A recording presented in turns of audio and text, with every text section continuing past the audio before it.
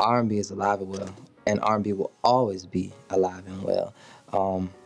There may be different variations of it, but even being on tour with Neo and watching his show, you can see the evolution of R&B. I think that's the coolest thing about him. He's been in the game for over 10 years, and so it's been a very an important 10 years, just to see the fluctuation and the change of the genre. But he's like, stuck it out from him starting with So Sick, to, Let Me Love You, the EDM record. It's still a sense of R&B, very melodic, very passionate. The message is still there. It's just in a different form. So as long as the music feels good, it will always be R&B. It's rhythm and blues. It has to have a heart to it. So it'll always be, no matter what it's, disguised in or what have you, R&B will always be alive and well.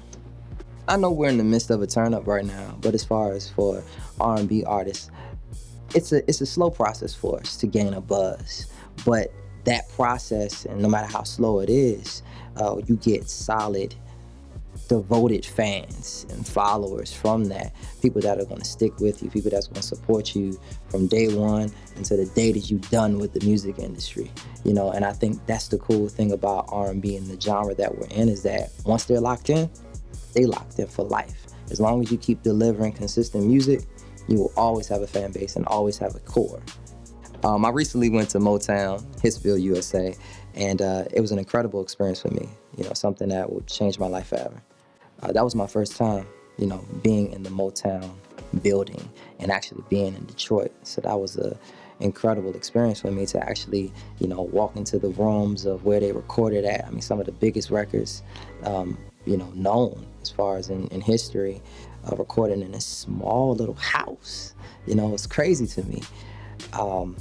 But as far as, Motown and how it relates to my life, I grew up with all that music, Marvin Gaye, to the Temptations, to the Four Tops, to Diana Ross and the Supremes, to even DeBarge, to, Rick James.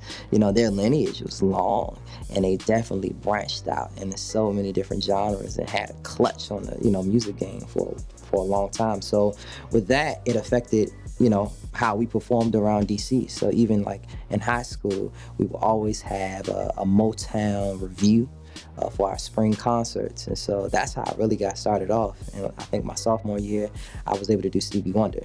And so from that, I really kind of fell in love with the performing aspect of it. So, I owe everything, my heart and my passion of music, to the music of Motown. So it's kind of coincidental that I am signed to Motown now. Yeah. The feel of what Motown brought, it can never be duplicated. But I'm all about progression. So I'm a progressive R&B artist. So I definitely keep my ears towards what's going on, what's the, cutting edge sound, and how can we implement this into R&B soul music and still keep it alive. So with that being said, yes, it can survive. We can survive as artists as long as we stick together and we understand what our purpose is.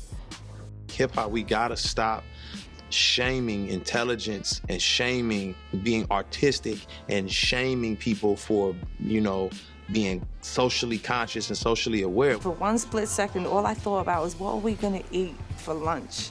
What does Michael Jackson eat?